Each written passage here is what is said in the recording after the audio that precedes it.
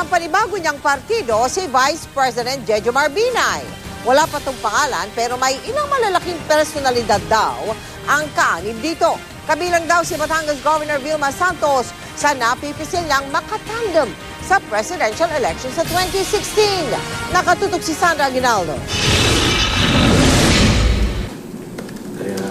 Kumbaga sa sasakyan, nagpapainit na nga kaya ng makina si Vice President Jejomar Binay sa kanyang karera para sa pagkapangulo ng 2016? Aminado si Binay, bumubuo siya ng bago at sarili niyang partido. Hindi na raw kasi maganda ang ugnayan nila sa loob ng dating partido niyang PDP Laban kung saan si Binay ang chairman at si Senador Coco Pimentel ang pangulo.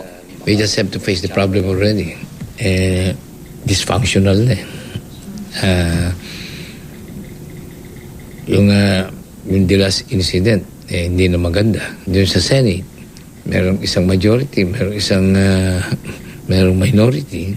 Nagsimulang umasim ang relasyon ni Binay at Pimentel noong 2013 nang tutulan ni Pimentel ang pagsama kay dating Senador Juan Miguel Zubiri sa senatorial lineup ng oposisyon dahil sa umunay pagkakasangkot ni Zubiri sa dayaan sa eleksyon. Sabi ni Binay, wala pang pangalan ang binubuong partido. Makakasama raw niya rito si Representative Manny Pacquiao, former Cebu Governor Gwendolyn Garcia at posibleng antiyuhin ni Pangulong Aquino na si former Congressman Peping Cojuangco at mga politikong anak ni Binay. Aminado si Binay, buo na ang kanyang desisyong tumakbo sa pagkapangulo sa 2016. Ilan daw sa mga pinag-iisipan niyang posible maging bise niya ang negosyanteng si Manny Pangilinan at maging si Batangas Governor Vilma Santos. Pero kung si Senador Ralph Recto ang tatanungin, wala raw plano ang kabiyak na tumakbo sa mas mataas na posisyon sa 2016.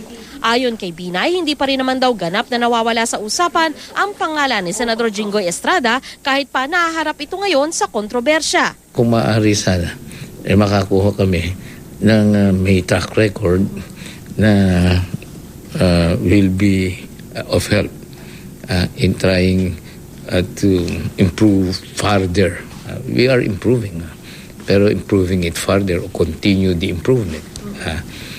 Sino makapagsasalita nun? Di siyempre yung mga economist. Sagot naman ni Pimentel, ayos lang kung aalis sa PDP laban si Binay dahil hindi na rin naman daw ito aktibo sa partido. Magpapatuloy raw ang PDP laban pero asahan ng kakalas sila sa United Nationalist Alliance o UNA, ang umbrella organization ng oposisyon. I will anticipate that the prevailing sentiment is for us to disengage the party from existing coalition so that we will be free. We will be free to enter into new arrangements in due time. Si Senador Jinggoy Estrada na Pangulo ng Partidong Masang Pilipino handa raw ibigay ang posisyon niya kay Binay. Sandra Aguinaldo, Nakatutok, 24 Oras.